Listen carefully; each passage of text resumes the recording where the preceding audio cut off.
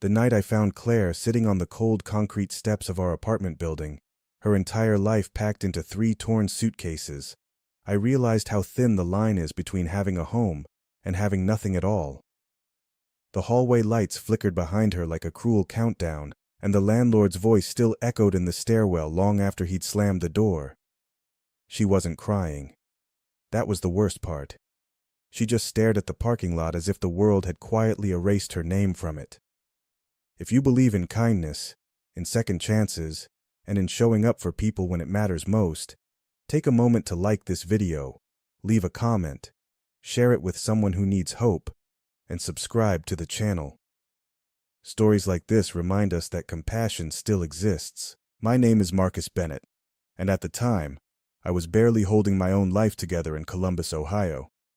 I worked double shifts at a shipping warehouse near the freeway, drove a dented pickup that coughed every winter morning, and lived in a 1-bedroom apartment that always smelled faintly of burnt toast because the toaster was older than I was.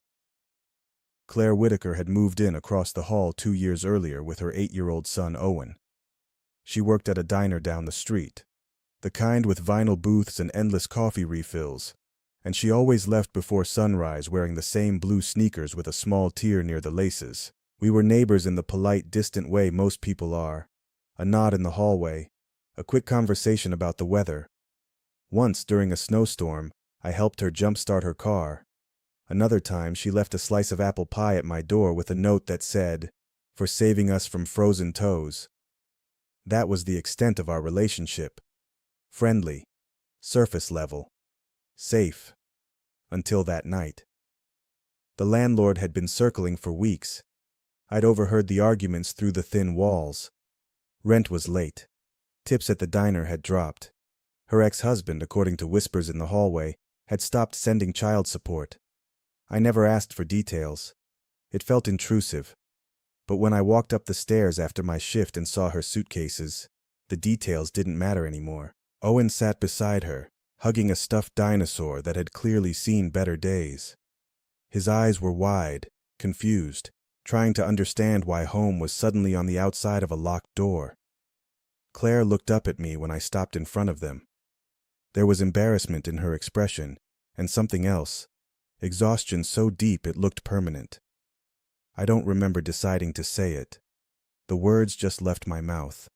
I told her to move in with me.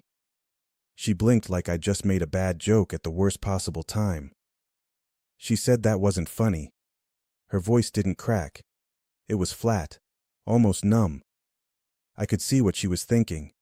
A single man offering his spare space to a desperate woman. It sounded suspicious. It sounded risky.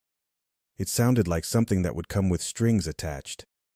So I did the only thing I could think of to prove I meant it. I pulled my keys from my pocket, unlocked my apartment door, and walked inside without waiting for her. I cleared the small dining table of unopened mail and bills, folded the couch blanket, and opened the hall closet where I kept boxes of old clothes. Then I came back out into the hallway, grabbed one of her suitcases without asking, and carried it into my living room. She stood there for a long moment, stunned. Pride battled with desperation across her face. I could almost see the arguments forming behind her eyes.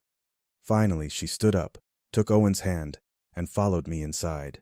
The first few weeks felt like walking across thin ice. I gave them the bedroom and moved my mattress into the living room. I told her it was temporary, just until she figured something out. She insisted on paying something, anything, even if it was just groceries. I refused at first, but she left cash on the kitchen counter anyway. The apartment felt smaller, louder, more alive. Owen's laughter bounced off the walls in the evenings when he discovered my old video game console. Claire cooked dinner most nights after her shifts, and the smell of garlic and onions replaced the scent of burnt toast. But kindness doesn't erase fear overnight. There were moments when I questioned myself. What if she thought I expected something in return? What if the neighbors started talking? What if I was making things harder for her by offering help she didn't want to accept? I'd lie awake on my mattress, staring at the ceiling, listening to the quiet hum of the refrigerator and the soft creak of the bedroom door as she checked on Owen in the middle of the night. Claire carried her own weight of doubt. I could see it in the way she kept her distance at first, how she avoided sitting too close on the couch, how she flinched whenever I offered to watch Owen while she picked up an extra shift.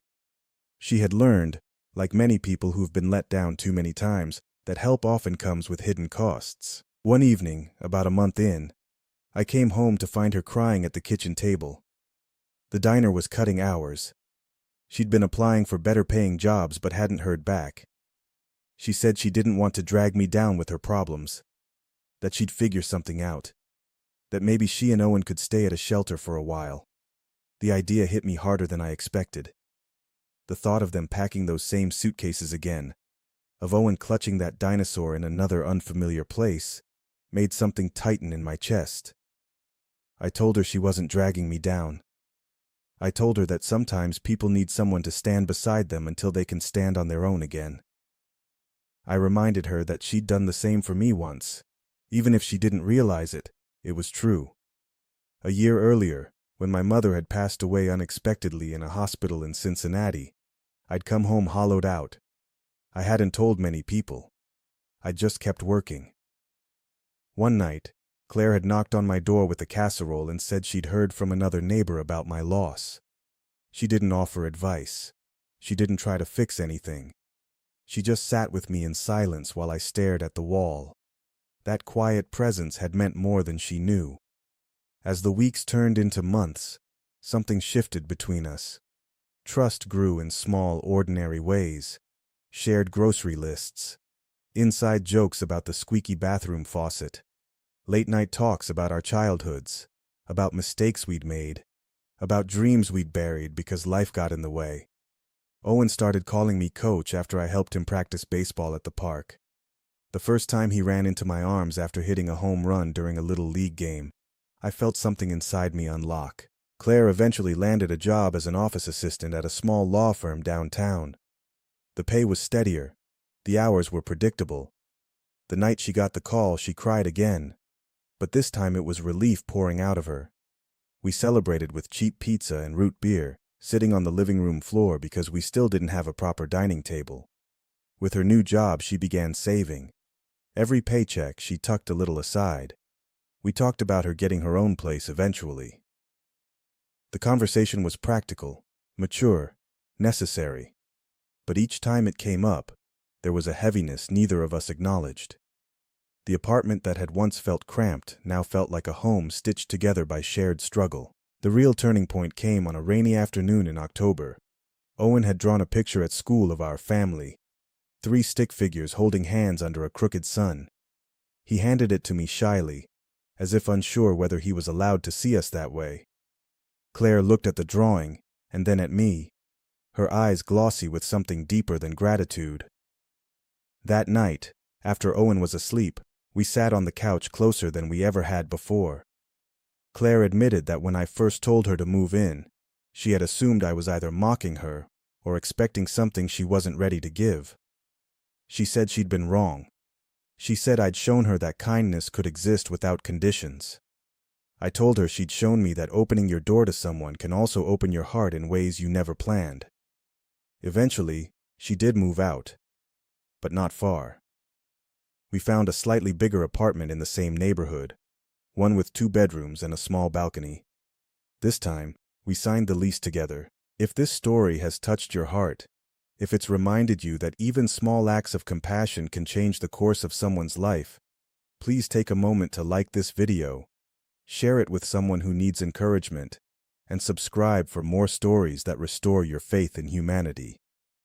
And before this story ends, I want to ask you to comment one word below: hope. Because that's what that night on the cold concrete steps was really about. It wasn't about charity or rescue. It was about hope refusing to die, even when the hallway lights flicker and the door slams shut. Claire once told me she thought losing her apartment was the worst thing that ever happened to her. Now she calls it the night everything changed, not because someone saved her, but because someone stood beside her long enough for her to save herself. And sometimes, that's all it takes.